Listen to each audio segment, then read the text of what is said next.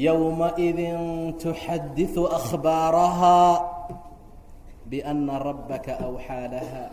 إلaahay subxaanaه wa taعaalى makhluuqa markuu abuuray adduunka la keenay wuxuu ballan qaaday xayaatadan inay ka dambayso xayaato kale oo midaan ka duwan, inay ka dambayso nolol kale oo midaan aan ahayn, in la aadi doono oo laysugu tegi doono maalinta qiyaamaha, in ayadoo la qaawan yahay oo la dharla-yahay oo aan la gudnayn oo aan dacas la wadanin la soo istaagi doono macsharka qiyaamaha.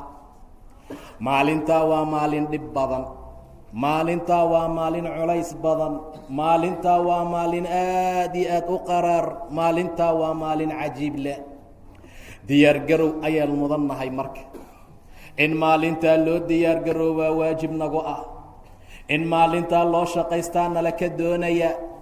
sidaa darteed koonkaa isbedeli doona sida ilaahay tilmaamay subxaana wa tacaala. dhulkaan fadhinaa maanta, waan ku soconaa, gaari baa lagu kaxaystaa, waa lagu dul ganacsadaa, laakiin waa isrogi doonaa. idaa zulzilat اlardu zilzaalaha. dhulka maanta na ogol oo aan na diidanayn, dhulka maanta wax kasta aan kala soo baxno oo na ateecsan, dhulka maanta dushiisa aan ku soconayn, ku ganacsanayn, ku guursanayn, waxaan doonna ku samayno, maalin buu isbedelayaa. sida aan maanta u aragna si aan ahayn buu la soo bixi doonaa. wejiga aan maanta uga jeedna weji aan ahayn buu nagu qaabili doonaa. sidaa darteed buu ilaah yidhi arlada hadday ruxato, arlada hadday gariirto, arladu hadday dhaqdhaqaaqdo, zilzaal xoog badan oo adag, wax allaala waxa ku dul jira oo hoosteeda ku jirana bannaankay u soo tuurto.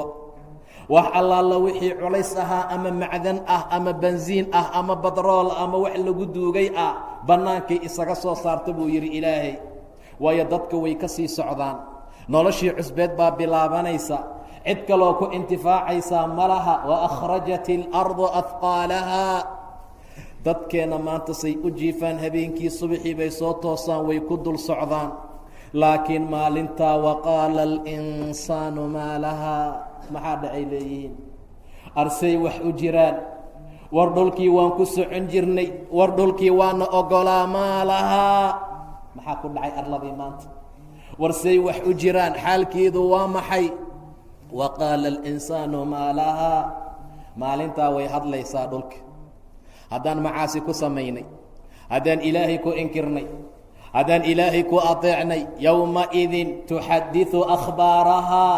waayo biأnna rabbaka awxaa laha.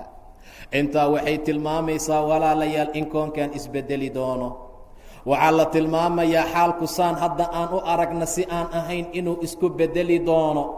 intaasoo dhan waxay tilmaamaysaa inay ummadda u socdaan oo ay ka guurayaan daar adduun una guurayaan daar aakhiro. walaalayaal aakhiro howl iyo dhibaato badan baa jira, mashaakilaad aad iyo aad u adag ayaa jira. maalinta qiyaamaha waxaa jira dhibka kan oo culus oo hooyadaa kaa cararsiiya, aabbahaa ku ilowsiiya, xaaskaaga aad uga cararaysiiya owlaaddii aad dhashay. dhibka maalinta qiyaamo jira waa dhib hooyo ciyaal dhabteeda saaran oo naaskeeda jiqaya ilowsiiya, sida ilaahay tilmaamay subxaana wa tacaala.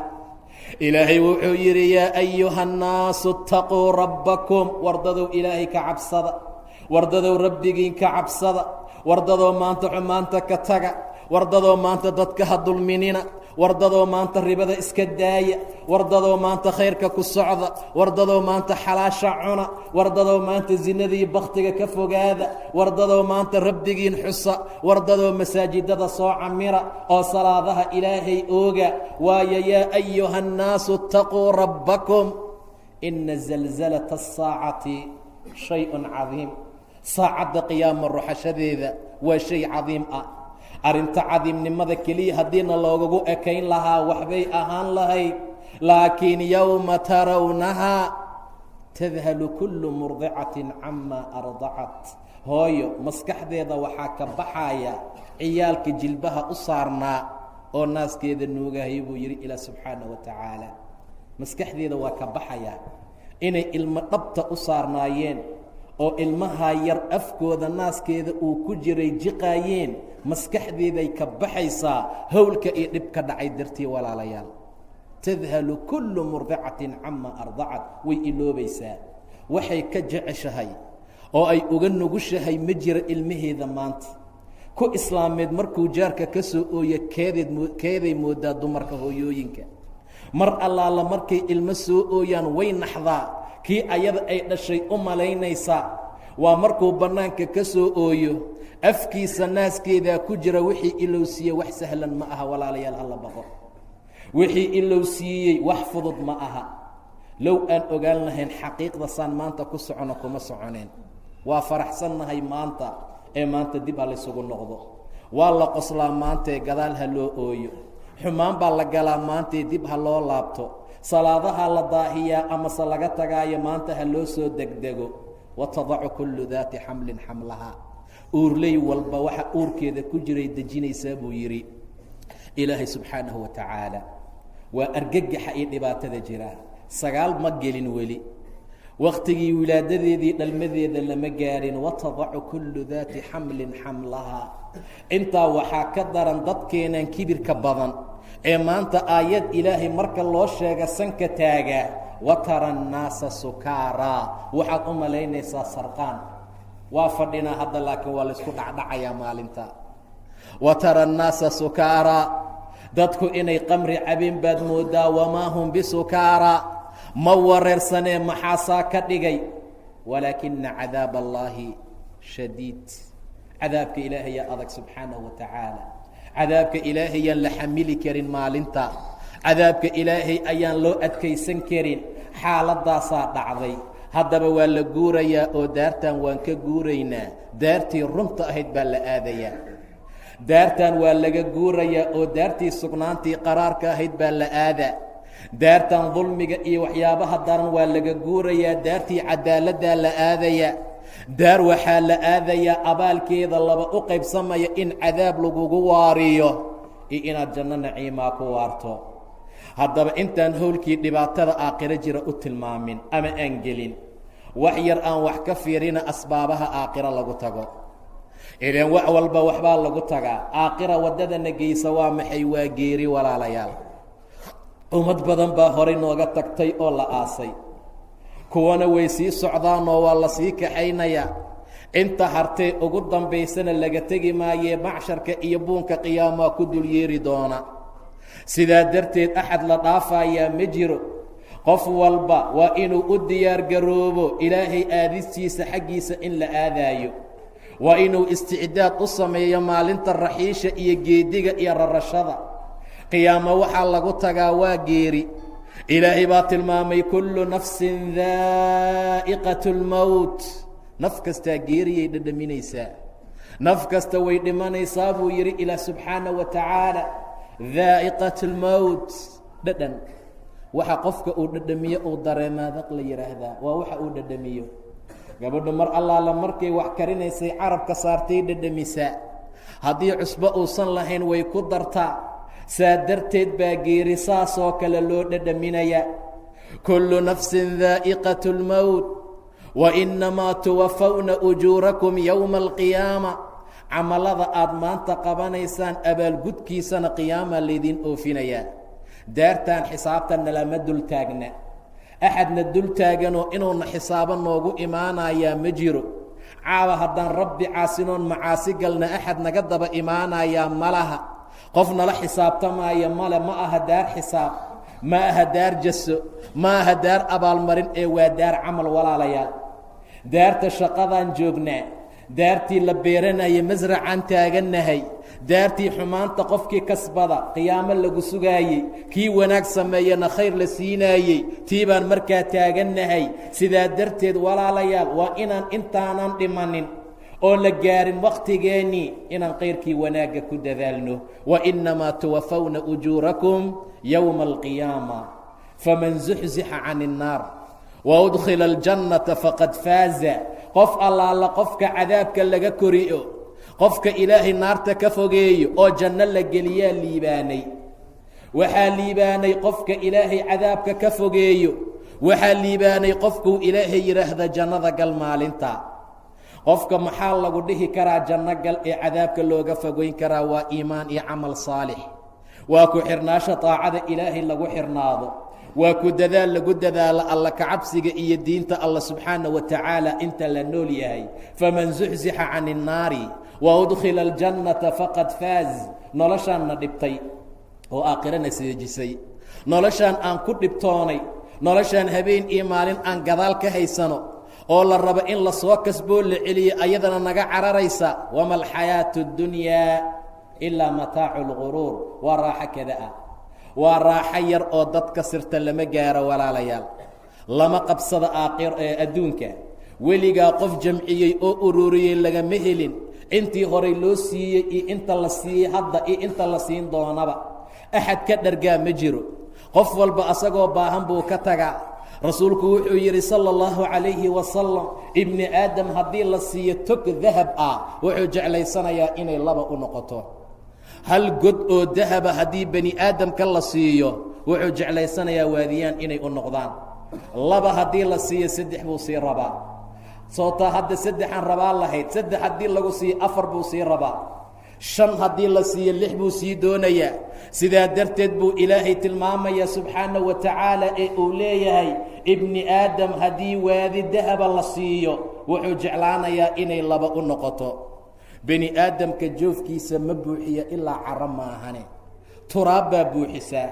maalinta inta naftu kaa baxdo, karfanta lagu geliyo, dhardhaarta lagu saaro oo ay dadka ku qaadaanoo ciidda lagugu shubo, maalintaasaad qancaysaa hadal dambe lagaa helaynin. waa maalinta bani aadamkaa joofkiisa aan buuxinin ilaa turaab maahane, waa ilaa uu dhinto qabri la geliyo carada markaa lagu shubo. maalintaa baa laga yaabaa in hadal dambe laga waayo. saa darteed walaalayaal waa la dhimanayaa. dadku isku si uma dhintaan. qofka ilaahay inkiray ee daalimka ah ee mujrimka ah ee ahludiin noqon waaya, si xun oo saxariir iyo dhib badan baa xayaatada looga qaadaa. axadka ahludiinka ah, ahlu iimaanka ah, ahlu salaadka ah, ahlu tawxiidkaa si fiican oo hagaagsan ayaa xayaatada looga qaadaa. ilaahay asagoo tilmaamaya ayuu yidhi, waannaasicaati garqa waannaashitaati nashtaa. waxaan tusaalaynaynaa gabar fiican oo ahludiin ah oo xishootoo sariigatay, gacanteedana ka ilaalisay ragga ajaanibta ah. waxaan tilmaamaynaa gabar jalbaabatay oo aan caasiyad noqon oon dirac magaalada ku marin. waxaan tilmaamaynaa midaan maqribkii kalaabkii meelaha lagu tunto aadin ee gurigeeda fadhisay ama goobdiin lagu barto. waxaan tilmaamaynaa gabar baariyad ahoo waalidkeed u baari ah oo aan aflagaado iyo cay ku samaynin. waxaan tilmaamaynaa gabaraan salaadi ka tegin ilaa xilliyada ilaahay cafiyey maahana subxaana wa tacaala. sidoo kale wiil ahludiin ah oo wakhtigiisii ka faa'iidaystaan cabiraynaa. wiil ahludiin ahoo ahlu salaadoo ahlu iimaan ah, wakhtigiisa aan ku dhammayn kubad la daawado, aan ku dhammayn ciyaar meel la fadhiisto, aan ku dhammayn dumar la raadiyo, aan ku dhammayn fisqi iyo xumaan oo markaa dhimanaya. waa laba qofood, waa wiil ama gabar ilaahay diinkiisa ku socday subxaana wa tacaala. maalinta lagu soo xaadiro iimaan bay lahaayeena ha la dhaafa ma jirto, waayo waa la dhimanayaa. muslimka waa dhimanayaa, gaalkuna waa dhimanayaa. dhammaan ilaahay agtiisaa la aadayaa subxaana wa tacaala. ummad kasta ajal bay leedahay. faidaa jaaءa ajaluhum laa yastakhiruuna saacata walaa yastaqdimuun. haddii la gaaro wakhtiga ma la soo hormariyo mana loo dibdhigo. xilligii ilaahay ugu talagalaa la qaban subxaana wa tacaala. xanuunku markuu ku bilowdo, ixtidaarka la soo gaaro iyo geerida ay ku dhacaan maxalkii ay ku dhiman lahaayeen, ilaahay wuxuu tilmaamay inuu u soo diri doono malaa'ig qiimo badan. aladiina tatawaffaahum almalaa'ika طayibiin yaquuluuna salaamu calaykum. gurigaa loo soo gelayaa assalaamu calaykum baa la leeyahay. yaa salaamaya malaa'igtii. maxay u salaamayaan? khayr buu ku dadaalay. maxay u salaamayaan? ilaahay buu ka cabsaday.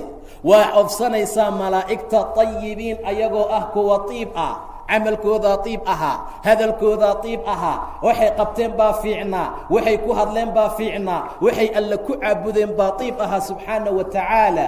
malaa'ig baa loo soo dirayaa. markay u soo galaan bay leeyihiin salaamun calaykum, nabadgelyo korkiina ha ahaato. udkhulu ljanna, jannada gala camalkaad qabateen sababtiisa. qofka saa xaaladiisu ay tahay khaatimo wanaagsan baa lagu arsuqaa. markaasay ummaddu ag fadhiyaan sida ilaahay tilmaamay subxaana wa tacaala, falowlaa idaa balaqat اlxulquum, naftu hadday meelaha soo gaarta ka warrama buu yidhi ilaa subxaana wa tacaala. xulquumta markay isugu timaado, axadka maalinta gebagabadii adduunka uu faaruqayo, saacaddan waxay ka dambeeyeen dib dambe loo arki doonin walaalayaal, dukaan dambe uusan aadi doonin, xafiis dambe uusan fadhiisan doonin, kombiyuutar dambe uusan shidan doonin. falowlaa idaa balaqat اlxulquum wa antum xiina idin tanduruun.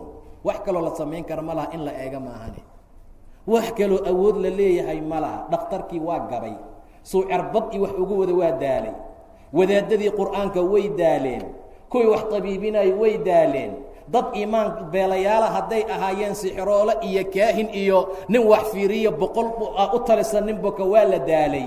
wa antum xiina idin tanduruun, daymaa ka soo hartay dadkii, saasay u fiirinayaan buu yidhi ilaah subxaana wa tacaala. falowlaa idaa balaqat اlxulquum wa antum xiina idin tanduruun wanaxnu aqrabu ilayhi minkum walaakin laa tubsiruun. anagaa idinkaga dhow laakiin nooma jeedaan. gurigii malaa'ig baa dhex fadhisa, gurigii malaa'ig baa dhex joogta, walaakin laa tubsiruun, ma arkaysaan idinka. ilaahayaa soo diray, qul yatawafaakum malaku lmowt aladii wukila bikum uma ilaa rabbikum turjacuun. laakiin axadka dhimanaya nasiib wanaag waa wiil fiican. saan soo tilmaannay waa gabar ahludiin ah, malaa'igta saasay ugu soo wareegsanaysaa, khayr iyo wanaag baa loogu bishaaraynayaa. kelimada afkeeda ka soo baxaya ama afkiisa ka soo baxaysa, laa ilaaha ila allah, waa laa ilaaha ila allah. laa ilaaha ila allah buu ku dhashay, laa ilaaha ila allah buu ku noolaa, laa ilaaha ila allah bay ku dhimanayaan. laa ilaaha ila allah baa lagu soo bixinayaa yowma alqiyaama in shaa allah. ma ahayn dad qalbigooda adduunka ku weynaa, ma ahayn dad say subaxa suuqa u tagaan salaad la'aan joogay oo rabbigood iloobay subxaana wa tacaala. xataa dadka suuqa aadaya ee masaajidada ka baxaya yuu ilaahay la dardaarmay uu yidhi, faidaa qudiyat الصalaa faاntashiruu fi اlardi wabtaguu min fadli اllah. tukaamadiina furta markaad dukataan, suuqiina aadoo shaqooyinkiina ku noqda, wabtaguu min fadli اllaah, laakiin wadkuru llaha kaiira, wax badan ilaahay xusuusnaada subxaana wa tacaala. kuwaan saasay ahaayeenoo in badan bay ilaahay xasuusnaayeen. maadada iyo lacagta iyo dirhamkii doolarka lama weyneyn, hadday helaanna rabbi bay ugu mahdin jireen, hadday waayaanna way ka soo laaban jireen. daar qiyaame inay jirtay ogaayeen, waa u shaqaynayeen, waa u dadaalaayeen. maalintaasaa cabsi iyo murug ka haysay, maalintaasay aad iyo aad uga cabsanayeen. yastacjilu biha aladiina laa yu'minuuna biha wاladiina aamanuu mushfiquuna minha wayaclamuuna annaha alxaqa. dadka iimaanka leh wayba ka cabsanayaan buu dhahay ilaah subxaana wa tacaala. dadka iimaanka leh way ka argagaxayaan. intaa waxay leeyihin amay idinku timaadaa idinkoo diyaar ahayn, idinkoo xumaan ku jira, idinkoo macaasi ku jira, idinkoo xumaan dhex raadinaya, idinkoo xaaraan raadinaya. waa ka cabsanayaan. laakiin dadka aan rumaysnayn wayba degdegsiya dalbayaan, aaway may timaado. waa istidcaad iyo fogaad ay fogaysanayaan. wاladiina aamanuuse mushfiquuna minha, way ka cabsanayaan saacadda qiyaamo. wayaclamuuna annaha alxaq, inay dhab tahay bay og yihiin. idan mar allaala marka lagu soo xaadiro oo meesha ay yimaadaan, khaatimo wanaagsanna ilaahay waa ku arsuqayaa. waannaashitaati nashtaa, malaa'igtaa naxariistaa nafta waxay uga qaadaysaa si fudud, waxay uga qaadaysaa si aad u yar, sida sibraar ama jalmadda ama cajiinka tinta saaran sida looga qaado oo kale. waa si khafiif ahoo fudud, waa si aan mataqaanaa aad iyo aad u khafiif badan. xataa nasciga iyo siibidda ha u arkaana dadka axad sakaraad xanuun badan ku jira haba ahaadee, balse raaxuu dareemayaa. rasuulka sala اllahu calayhi wasalam wuxuu yidhi, qofkii jeclaada la kulanka ilaahay, ilaahay la kulankiisuu jeclaadaa subxaana wa tacaala. laakiin qofka la kulanka ilaahay naca, ilaahay la kulankiisuu nacaa. gabadhii saxaabiyadda waxay tihi, yaa rasuul allah, kullunaa nakrahu lmowt, dhammaanteed dhimasho waa necebnahay, waa nagu sandulo, waa nagu qasab maahane qof jecel ma jiro inuu dhinto. rasuulku wuxuu yidhi sala اllahu calayhi wasalam, saa ulama jeedi. qofka iimaanka leh ee ahludiinka markuu dhimanaayo waxaa loo bishaareeyaa raadi ahaashada ilaahay agtiisa uu ku leeyahay. nimcada ilaahay xaggiisa u taalla ma jiro shay uu kaga jecel badan yahay inuu ilaahay la kulmo. la kulanka ilaahay buu jeclaadaa, markaasuu ilaahay la kulankiisa jeclaadaa subxaana wa tacaala. laakiin munaafiqa iyo mujrimka marka lagu soo xaadiraa ciqaab iyo cadaab alla loogu bishaareeyaa, ma jira shay uu kaga neceb badan yahay inuu ilaahay la kulmo. la kulanka alluu nacaa, markaasuu ilaahay la kulankiisa nacaa subxaana wa tacaala. ilaahay la kulankeena ma nace aan dadaalno. ilaahay la kulankiisa inaan jeclaana waa lagama maarmaan. waxa lagu heli karaana waa taaco ilaahay iyo iimaan ikhlaas ah iyo ilaahay diintiisoo la dhaqan geliyo subxaana wa tacaala. mar allaala marka qofkaa dhimanayo waa loo bishaaraynayaa walaalayaal. yaa ayatuha nafsu lmuطma'ina irjicii ilaa rabbiki. war naftii xasishaye maxay ku xasishay taaco alleh, diin alleh, amar ilaahay, iimaan raasiq ah. war nafsadii mudma'innada ah ee degey xasishaye isaga soo tag meeshaan. irjicii ilaa rabbiki, rabbigaa xaggiisa soo aad. raadiyatan mardiya, ayadoo raalli ah, adigoo raalli ah lagaana raali yahay. sidaa waxaa loo dhahayaa walaalayaal qofka ilaahay ka cabsada subxaana wa tacaala. gabar kastoo ilaahay ka baqda subxaana wa tacaala marka wakhtigeeda la gaaro saasay adduunka uga tegayaan. laa ilaaha ila allah bay yidhaahdeen ilan aad bay qalbigoodu ugu jirtay. maadadii waxyaabaha kale kuma weyneyne towxiidka ilaahay baa ku weynaa. qof kastoo dhimanaya oo hadalkiisa kan u dambeeya laa ilaaha ila allah noqdaa jannaduu galaa buu yidhi rasuulka sala allahu calayhi wasalam. saa darteed baa ilaahay towfiiqda waafajiyaa. qofka iimaanka lahow khayrkii wanaagga ku dadaal.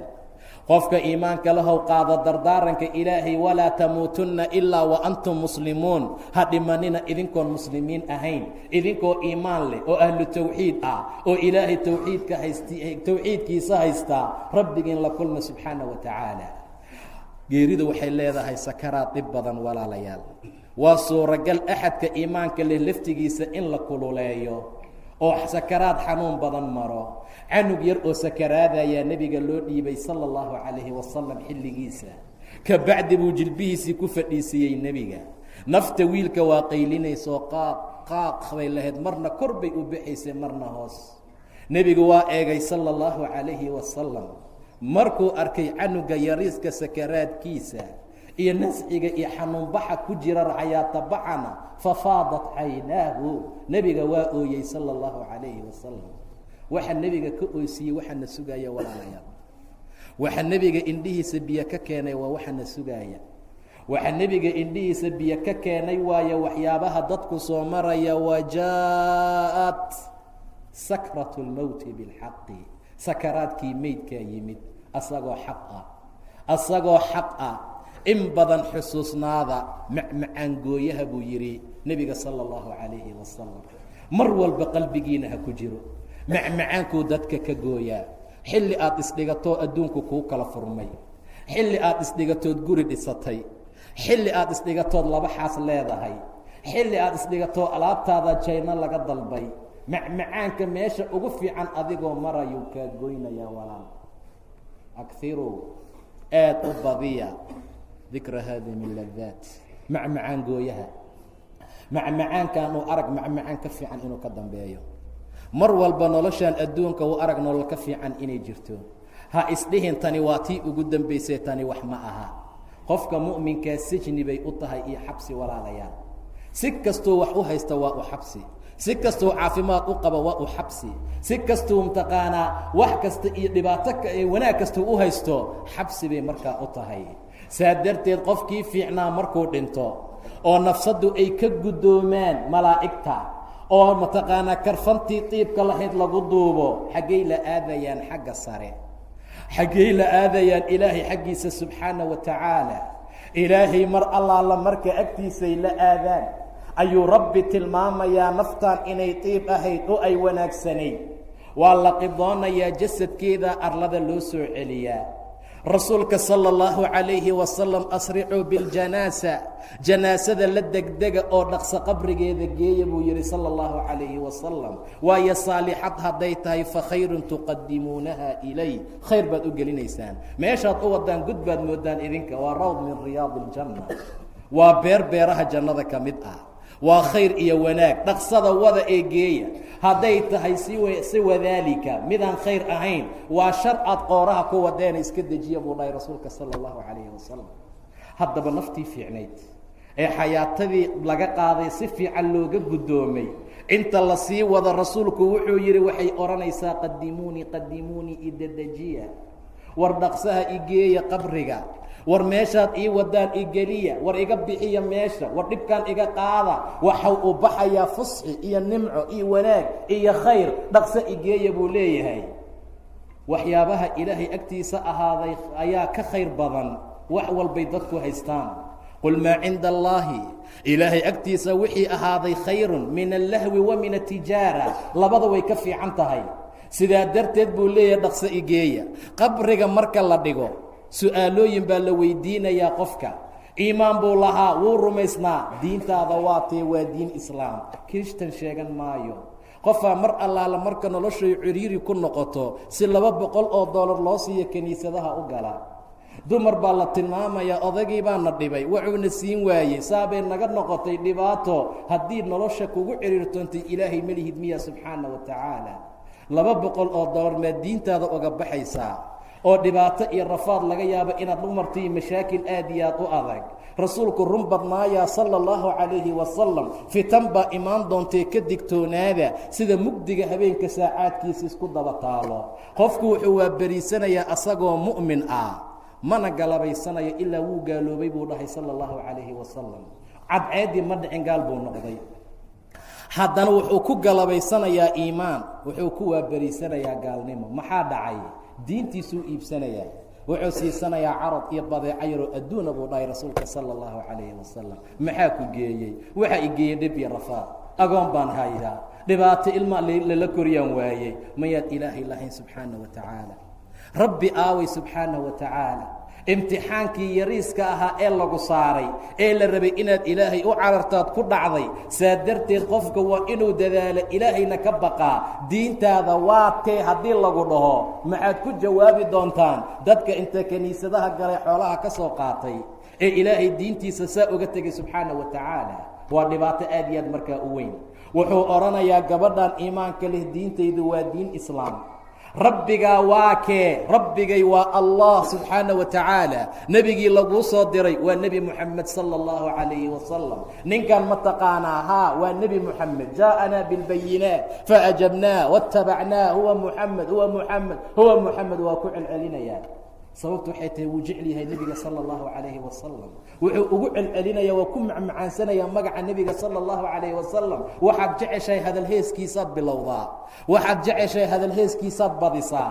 qofka doolarka jecel maalin kasta doolarkuu ka sheekeeyaa, waa kacay iyo waa dhacay.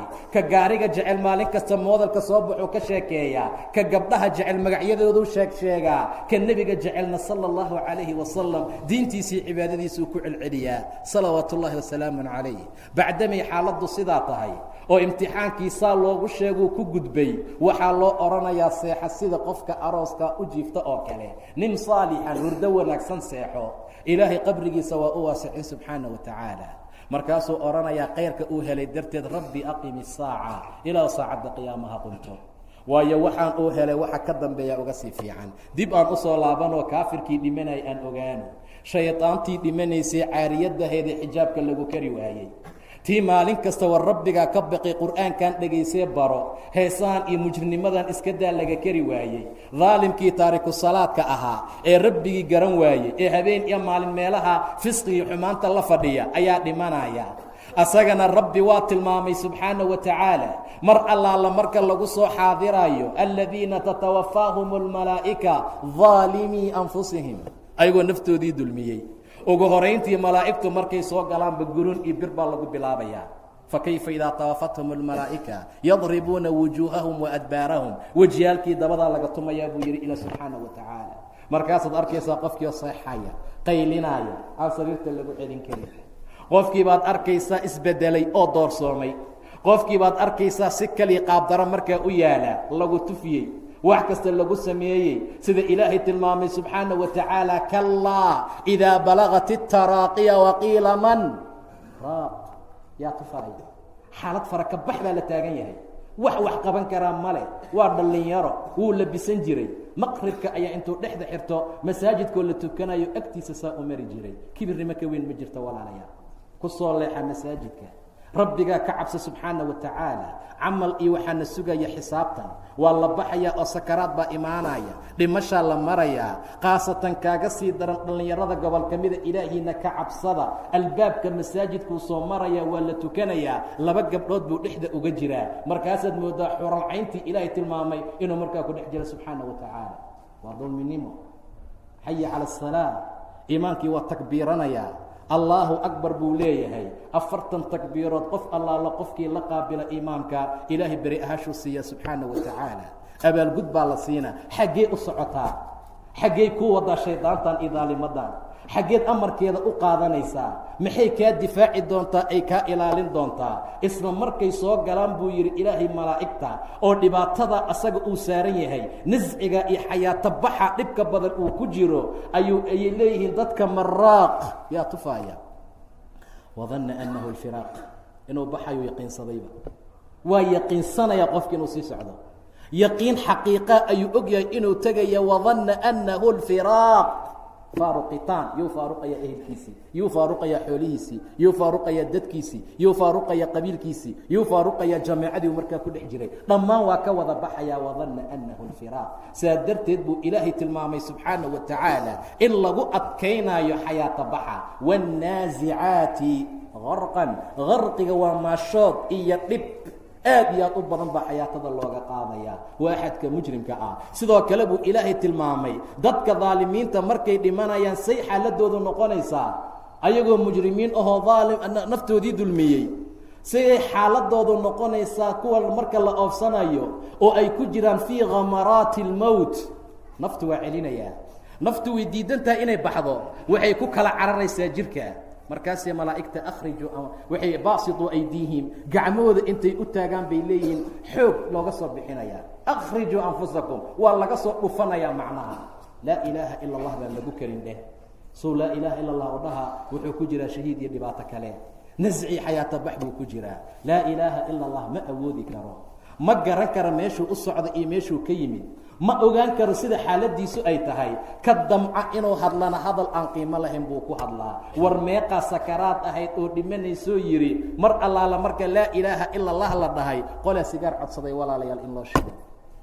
waa khaatima xumo. qolaa codsaday odayaalnimo intay da-gaareen tubaaka in la siiyo. waa xayaatadii ugu dambaysay. xayaata bixi taqsiim buu rabaa in afka loo geliyo. ma xilli af sigaar laysku geliyaa la joogaa? midaa dhahaya aaway mataqaanaa xoolahaygi, midaa dhahaya aaway tukaanadaydi, midaa heesaaya oo xayaatadii uga baxaysaa.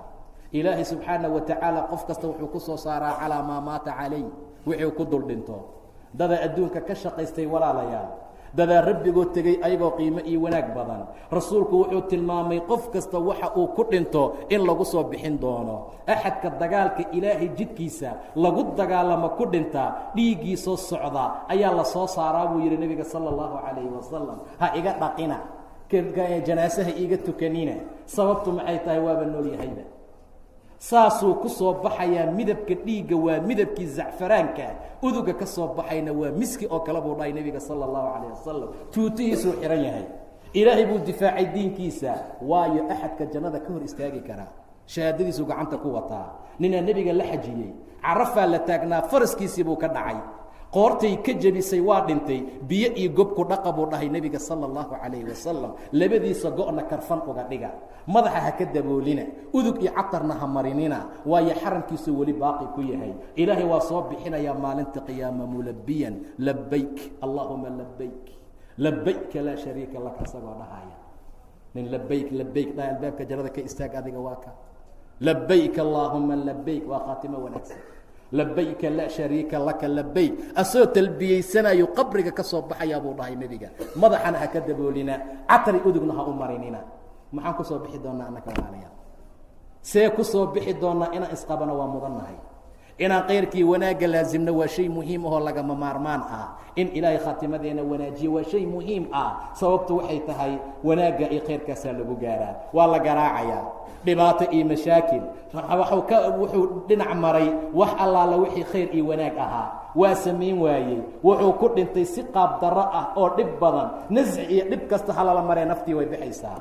nafta khabiidka ah ee qurunka ah kor bay aadi waana laga soo celinayaa.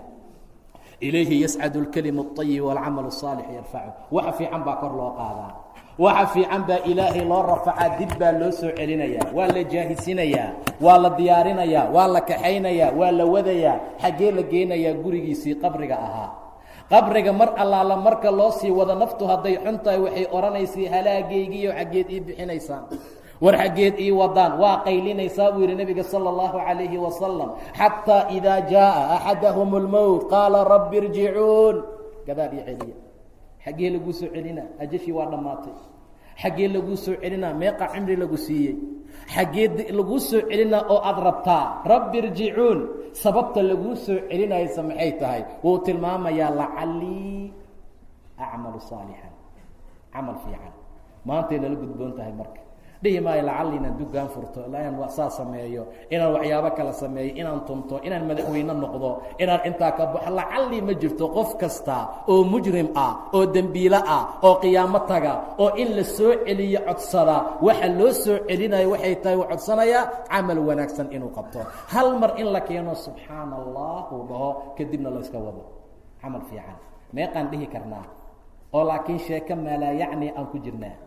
meeqaan dhihi karnaa oon rabbi xusi karnaa?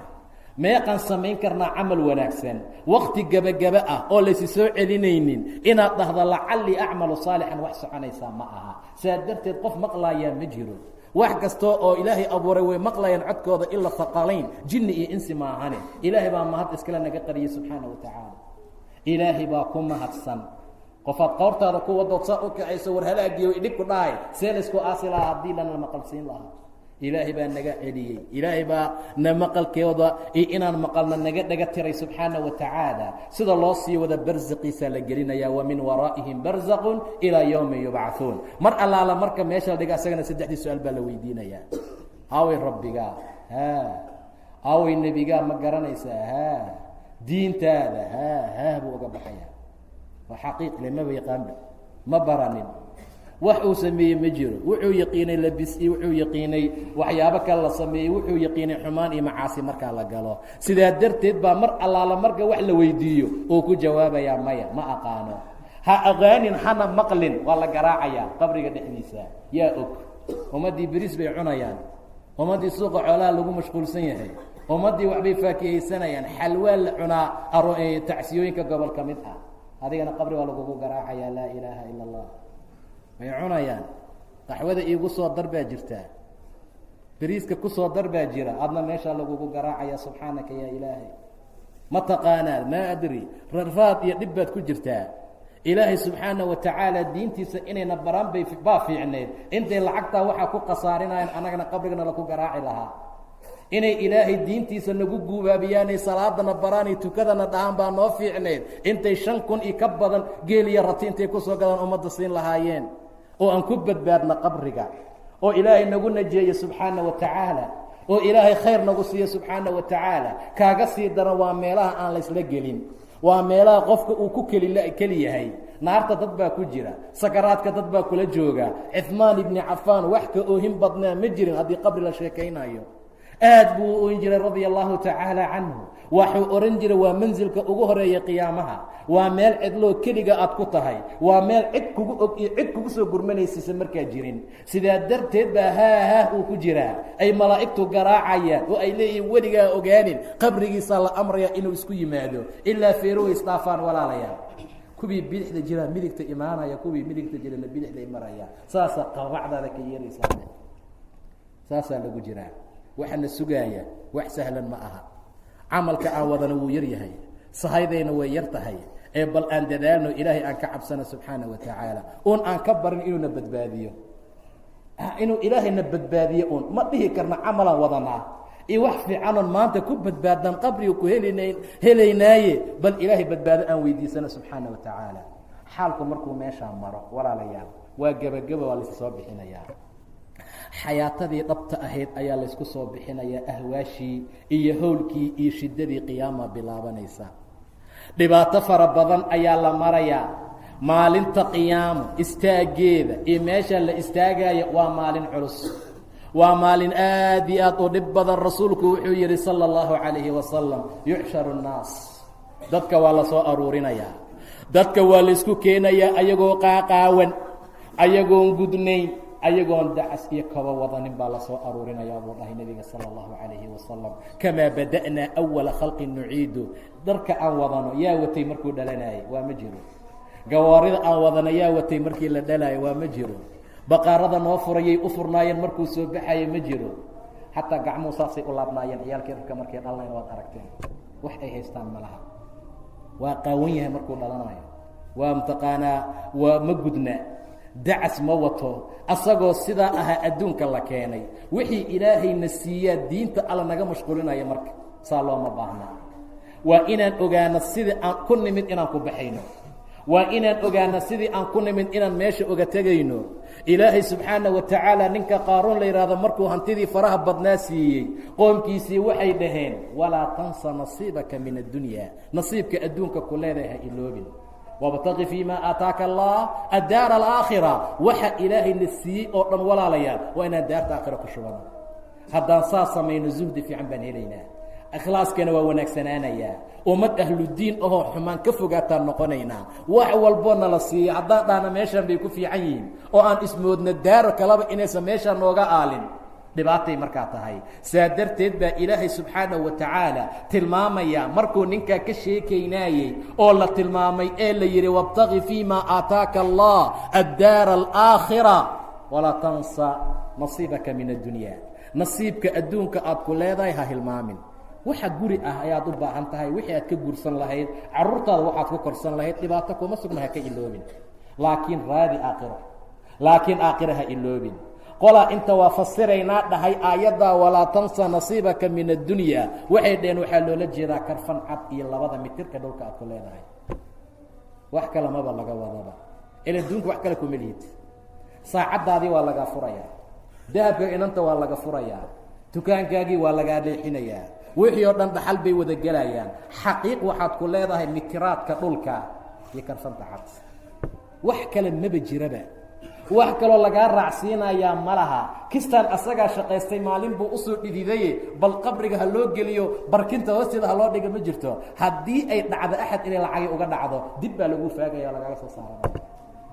alla hadday dhacdo xataa saa darteed meel noocaasaan isku waalnay meel noocaasaan ka dhiganay daar xaqiiqo ah meel noocaasaan u malaynay meeshii lagu waaraayey saa darteed baa ilaahay subxaanaه wa tacaala mar allaala marka su-aalaha uu sheegi waayo saa la samaynayaa bacdigii qiyaamahana ummadda saasaa lagu soo aruurinayaa rasuulka salى اllahu calayhi wasalam wuxuu tilmaamay dadku inay dhididayaan maalinta qiyaamaha way dhididayaan dadka waayo cadceedi baa lasoo dhowaynayaa meeshaasoo kale la keenaa qadar miil oo kale la keenaya cadceedi marka dadku way dhididayaan oo dhibaato fara badan bay marayaan mashaakil fara badan baa la marayaa ummadda dhididkooda intuu 70 dhudhun hoos galo uu kor u soo baxo haddana dadka qaarkood liijaaminayaa sida dameerka birta meesha loo geliyo kaloo kuusoo istaagi qoluu ayagoo dhanba timbinayaa aan la arkayninba waa dhibaato aad iyo aad u weyn raxmaa ilaahay carshigiisa harkiisa hoos aan ahayn ma laha maalintaa madaxweyne fiican baa harsanaya dhalinyaro diin alla ku barbaaray baa harsanaya awa dhalinyaradii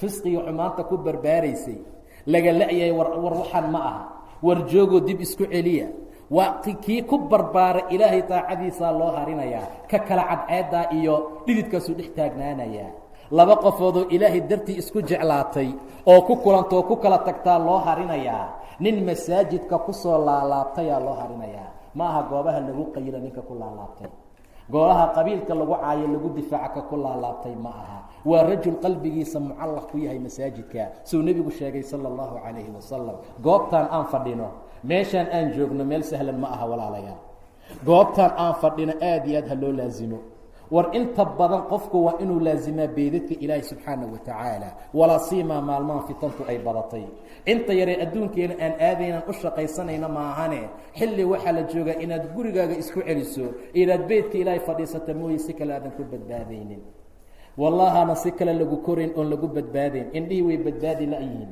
afkii waa badbaadi la-yahay, carabkii iska badaaba, xibnihii kulli waa lagu wada daray. saa darteed baa rasuulku uu cabirayaa rajul qalbigiisa masaajidka ku xihan yahay. mucallaq baa lagu tilmaamay qalbigiisa iyo masaajidkaa isleh. dad qiimo badan baa jiro mar allaala marka meelaha la rabay laga soo waayo masaajidada laga helo.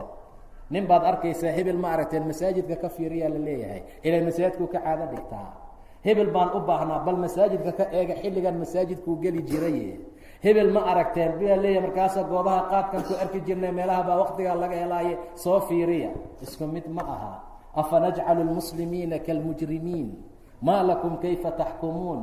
idan qofka masaajidka ilaahay mucallaq ku ah, qalbigiisa ku xihan yahay, beytka ilaahay mar kasta soo booqday, soo salaama, maalintaa waa ka badbaadayaa dhididka. nin ay gabari u yeeratoo yiri ku dooni maayo, rabbi baan doonayaa subxaana wa tacaala. kama maqna in raxmaanka carshigiisa loo harinaayo. nin sadaqo baxsaday kama maqna walaalayaal, sadaqadiisa ikhlaas ay tahay, maca daalika gacanta bidixda ay ogaan weysa waxay midigtiisa bixinayso, kaa wuxuu ku jiraa dadka la harinayo raxmaanka carshigiisa. nin ilaahay iska xasuustay subxaana wa tacaala, suu u fadhiyaa cadaabka ilaah hortiisa yid markaasuu ooyey, fafaadad caynaa. raxmaanka cadaabkiisa hortiisa yimid. ilaahay ayuu xasuustay. rajul dakara allah, ilaahay buu xasuustay khaali asagoo ah, keligii asagoo oo meel fadhiya. markuu ilaahay xasuustay ma dhihin wallahi adduunkana wuu mac yahay, tanna aan soo fiiriya aan eego. intuu baqay buu ooyey buu dhahay nebiga sala allahu calayhi wasalam. kama maqna raxmaanka carshigiisa in loo hariyo. xaalku markuu meeshaa maraya walaalayaal, jahannamaa la keenaya, dhimbilay tuuraysaa sida ilaahay tilmaamay subxaana wa tacaala. wajii'a yowmaidin bijahannama yowmaidin yatadakaru linsaan. maalintaasuu insaanku isxasuusanayaa, maalintaasuu insaanku isqabanaa. allah ma xumaan baan ku jiray, allah ma saasaan ahaa. wa annaa lahu dikraa, maxay u anfacaysaa xusuusta? maalintaas maalin la xusuusta ma aha, waaba la taagan yahayba, waaba la joogaaba, xaqiiqdiga gacanta markaa lagu haayaa.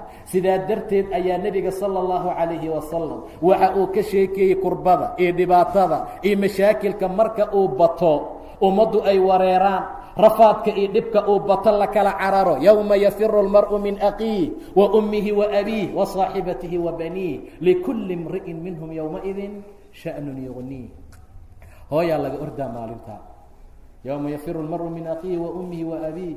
xaaskiisii caruurtiisii buu ka ordayaa.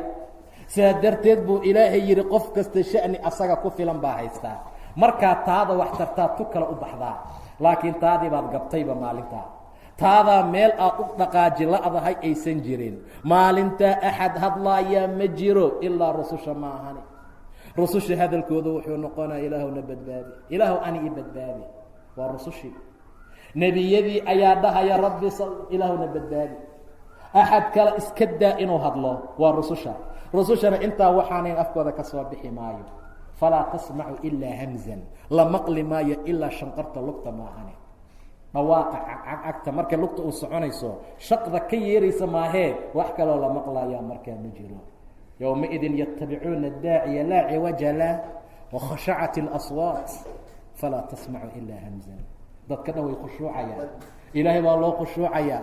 dadka dhan way dulaysan yihiin, dadkao dhan way cabsanayaan. maalintaa argagax iyo kurbo adag baa jirta walaalayaa. maalintaa dhibaato iyo rafaad adag ayaa jira. waa maalin nagu soo food leh, waa maalin la aadi doono, waa maalin la tegi doono, waa maalin xaqiiqo ah, waa maalin dhab ah. alxaaqa malxaaqa wamaa adraaka malxaaqa. tii xaqa ahayd waayo buu dhaha ilah subxaana wa tacaala. waa maalinta qiyaamo, inay dhacaysaa xaq ah, inay dhacaysaa sugan.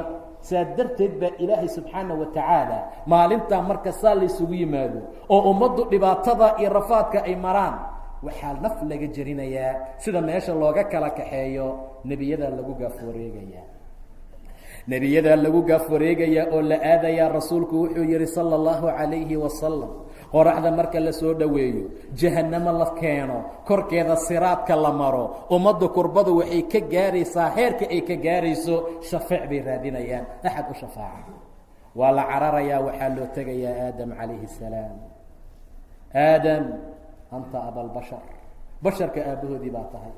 ilaahaya gacantiisa kugu qalqay oo ruuxdiisii kugu afuufay malaa'igta say u ammaanayaan ilaan dad dan leh waa qof raba in wax loo qabto ammaan baa intay gees uga bilaabaan gees uga geynayaan aadam wuxuu odhanayaa waa xaqiiqo intaa way jirtaa laakiin rabbigay maanta ma hortegi kari aniga ilaahay maanta carada uu carooday weligii ma caroon mana caroon doono wixii ka dambeeya kiis baa ii yaala waa nebi aadam calayhi salaam dembi baan galay ilaahay aan la hortegi karin geed baa layga reebay cunitaankiisa kii baan cunay kaabaan maanta la gabanaya ani laf ahaantayda ilaahay waa ka cafiyey qaala rabbanaa dalamnaa anfusana wain lam takfir lana watarxamna ama rabbanaa inanaa dalamnaa anfusana haddaadan noo dembi dhaafin oodan noo naxariisan khaasiriintaan ka mid noqonaynaa ilaahay waa ku soo laabtay aadam waa laga towbo aqbalay tiibuu weli la baqayaa aadam calayhi salaam war aniga maanta ma u tegi kari ilaahay war qofaan ani ahayn aada nafsii nafsii waa nebi aadam calayhi salaam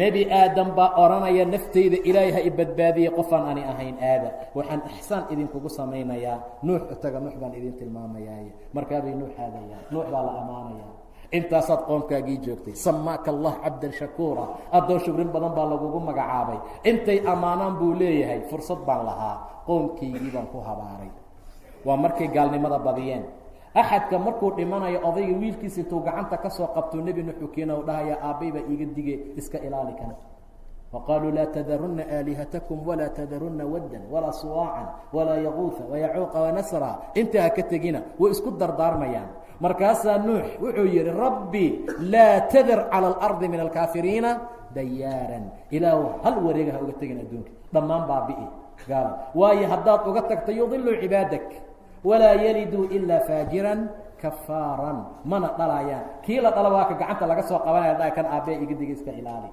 qoomkii baan habaaray laakiin icmaduu ilaa hayrii nafsii nafsii waxaad u tagtaan qofaan ani ahayne nebi ibraahim u taga calayhi salaam ibraahim baa la ammaanaya wax kastay ku sheegayaan ibraahim wuxuu leeyahay aniga waxaan ahay ilaahay saaxiibkii laakiin saaxiib dambeeyaan ahaye war nafsii nafsii 3 arrin ayaa laygu haystaa 3 been baan sheegay tii baan meel la ahaa jirin mar buu yidhi intay qoom asnaamta damceen inay u tamaashaadaan inii saqiim anigu waan bukaa marna xaaskiisii buu yidhi waa walaashay marna intuu googooyin buu yidhi bal facalahu kabiiruhum haada fas'aluuhum in kaanuu yantiquun hadday hadlayaan bal weydiiya intaba waa shay qiimo badan uu tawxiidka ku tusaayey ayaga taa darteed ibraahim waa cabaadaya gadaal buu marayaa qofaan ani ahayn u taga icmaduu ilaa hayri waxaad aadaan muuse calayhi salaam muuse nin buu feeraysaa la socda weliba dulmi uu ka celinaayey markuu ninkii u qayliyey fawakazahu muusa faqadaa calayh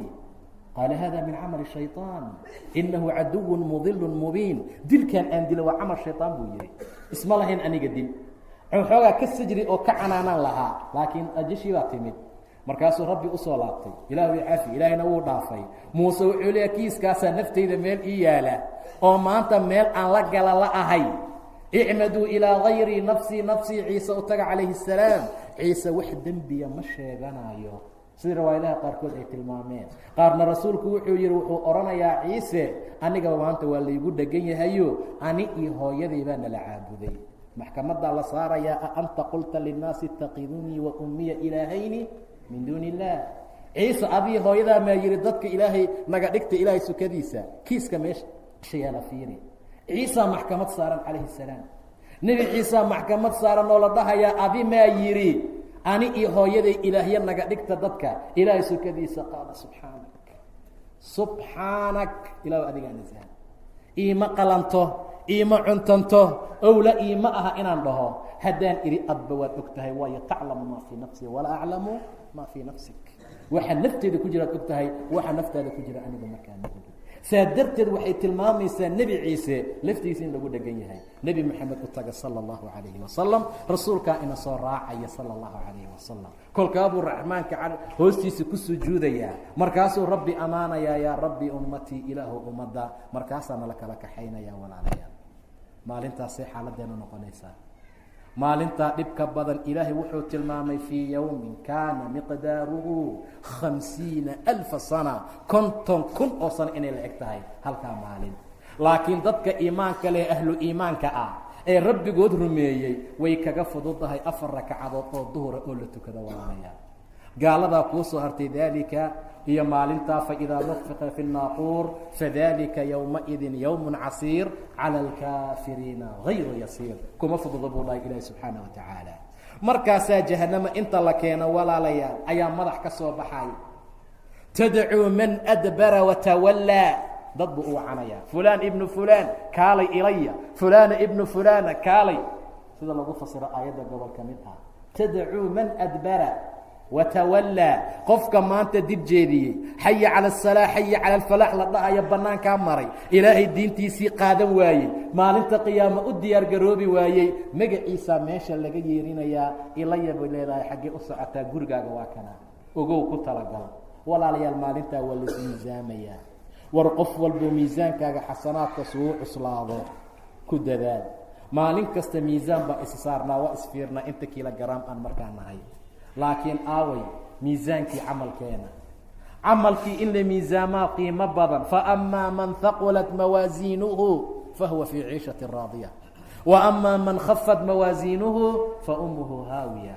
miisaankaasna waa jiraa oo dadka la deginayo. wanadacu اlmawaasiina اlqisطa liywmi اlqiyaama falaa tadlimu minhu nafsa shayئa. naf aan wax ka dulminayna mala buu dhaha ilah subxaanaه wa tacaala. hadday tahay midqaala xaba oo min khardal ah ataynaa biha wakafaa bina xaasibiin. wax layska dulminaya ma jiro. wax allaala waxaa samaysatay waad helaysaa. intaa waxaa ka sii xiga haddana kitaabaa la qaybinaya. cadaaladda jirta un baa lagu sheegaya. cadaaladda jirta darteed kitaabihiina laka qoraa qof kasta la siinayaa, sida ilaahay tilmaamay subxaanaه wa tacaala.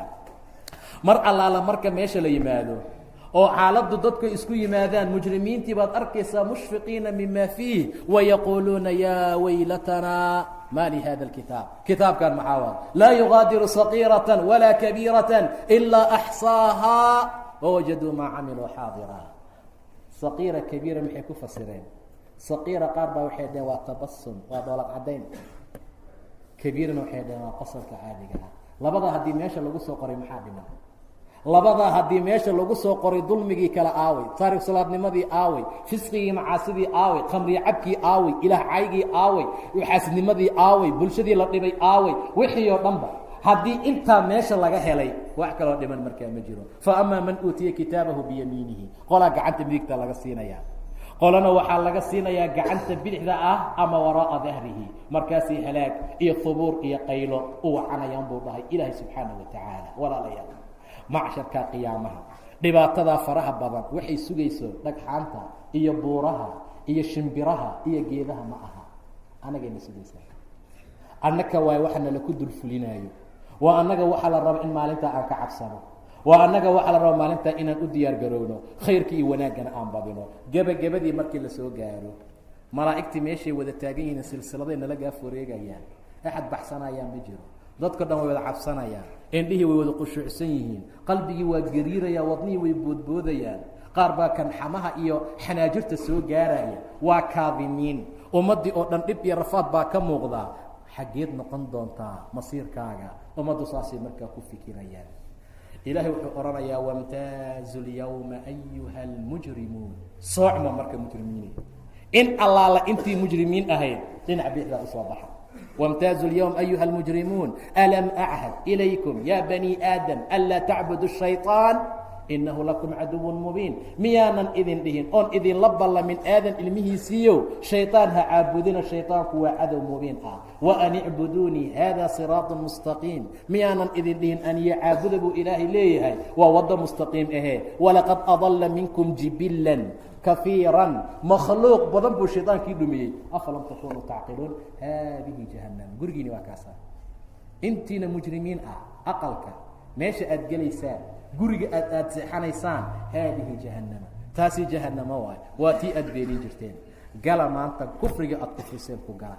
marka labaa ummadda loo kala qaybinayaa walaalayaal. labadaas ilaahay wuxuu ku tilmaamay suuratu zumar aayadaha ugu dambeeya. wasiiqa aladiina kafaruu ilaa jahannama zumara, waa gebagabadii. in allaala intii kaafiriin noqoto ilaahay inkirtoo diidayna waa la quminayaa, oo malaa'igta intay kaxaysaa waxaa loo wadayaa jahannamo dhankeeda. ayagoo zumar iyo koox koox iyo jamaacaad ah. xataa idaa jaa-uuhaa, markay tagaan ayaa futixat abwaabuhaa, albaabeedii loo furfurayaa, malaa'ig baa taagan. wa qaala lahum khasanatuhaa, markay indhaha saaraan bay leeyihiin alam ya'tikum rusulu minkum waa loo baqayaa war maxaa dhacay war meeshan aad timideen ma taqaanin horta albaabkan aad u soo socotaan waa albaabkii jahannamo waa gurigii ugu xumaa waa meel laysku abaalmariyo meesha ugu dhib badan miyaysan rusul idiin imaanin alam ya'tikum rusulu minkum yatluuna calaykum aayaati rabbikum rabbi aayaadkiisa idinku dul akhrisaa wayundiruunakum liqaa'a yawmikum haada maalintaa la kulankeeda idinkaga digta qaaluu balaa inkiritaan ma jirto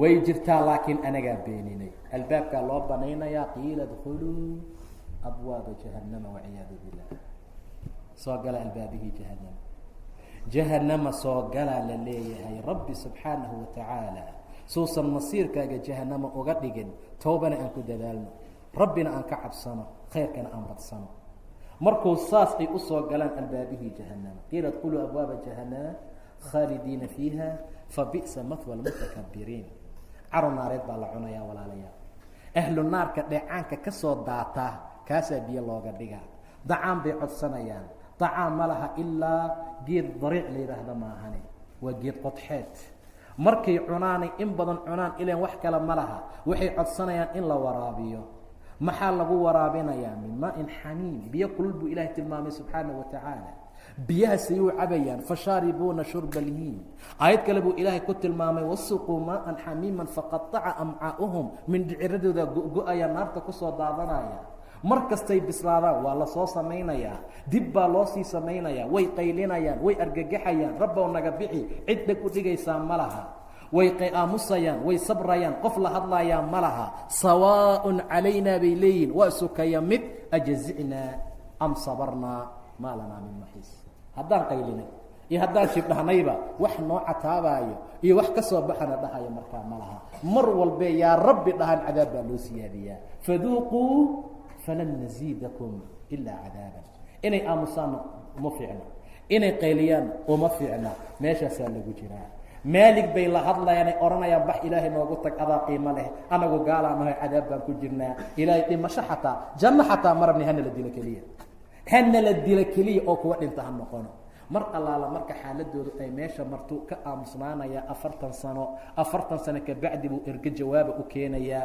40 sanoba ha ka aamusnaaday haddii albaabaha loo ballaqi lahaa oo soo baxa la dhihi lahaa waxbay ahaan lahayd qaala inakum maakifuun xaggee u socotiin waad waaraysaane ma guri kalaad meesha ku leedihiin waa ma jirto yaa soo haray wasiiqa aladiina taqow rabbahum ila aljannati zumara intii aan ka sheekayno daaco ku dadaashay rabbigood ka cabsatay khayrka ku dadaashay waa la kaxayna ayagana xaggee ila aljanna zumaran xataa idaa jaa-uuhaa wa futixat abwaabuha malaa'igtiibaa ag taagan maxay leeyihiin salaamun calaykum shalay markay dhimanayeen salaamun calaykum qabrigay ku jireen salaamun calaykum jannadii bay ku tilaabsanayeen salaamun calaykum markay galaan waalmalaa'ikatu yadkhuluuna calayhim min kulli baab salaamun calaykum bimaa sabartum salaam unbaa ku socota ayaga salaam baa ku socota ilaa ilaahay uu soo salaamo subxaanahu watacaala ilaa ilaahay soo salaamo salaamun qawla min rabbi raxiim raxiim rabbi raxiim xaggiisa salaam uga imaanaysaa jannadii markay yimaadaan baa la dhahayaa salaamun calaykum dibtum fadkhuluuha qaalidiin waxay ku helayaan maa laa caynun ra'at walaa udunun samicat walaa khatara calaa qalbi bashar qofkii raba inuu jannada ku helo maanta ha shaqaysto gabadha doonaysaa dahab baa ka dhumay dahab baa dhibaatay u qabaan wax kastii ayuuto kasta waa loo galay ilaahay diintiisa waa looga tegay say dahab u heli lahaayeen aroos kasta way galeen say dahab u heli lahaayeen dahabka jannadaa rabbi ku qurxin subxaana wa tacaala yuxallowna fiiha min asaawira min dahab ayaa la siinaya laakiin shaqay u baahan tahay saasaa markaa loogu jiraya ahlu jannuhuna jannadaasay ku jiraan ahlu naarkuna naartaasay ku jiraan ahlu jannuhu ilaahay la hadlaa ma idin qabtaa wax kale maxaa idin qabtaa oon idin sameeya rabbiyo maxaa naga maqan miyaadan indhaheena caddayn miyaadan jannona siinin waxaadan qalqi siinin baad siisay markaasuu ilaahay odhanayaa maanta wixii ka bilowda raadi ahaashadeeda idiin waajibtay mana idin caroonaya subxaanahu wa tacaala waridwaanu min allaahi akbar jannada iyo raadiahaashada raadiahaashada ilahay baa wey subxaana wa tacaala ridwaan iyo raadiahaasha ilahay bay helayaan rabbi waa ku soo laabanaya war wax kale ma idin qabtaa maxaan idin sameeya ahlu jannoy rabbo wax naga maqan ma laha kashafka iyo xijaabka u dhaxeeya asaga iyo ayagu ilaahay furaya subxaana wa tacaala rabbi bay si toosa u arkayaan subxaanahu watacaala. wujuuhun yowmaidin naadira ilaa rabbihaa naadira, rabbiyay eegayaan subxaanahu watacaala. wawujuuhun yowmaidin baasira tadunnu an yufcala biha faaqira.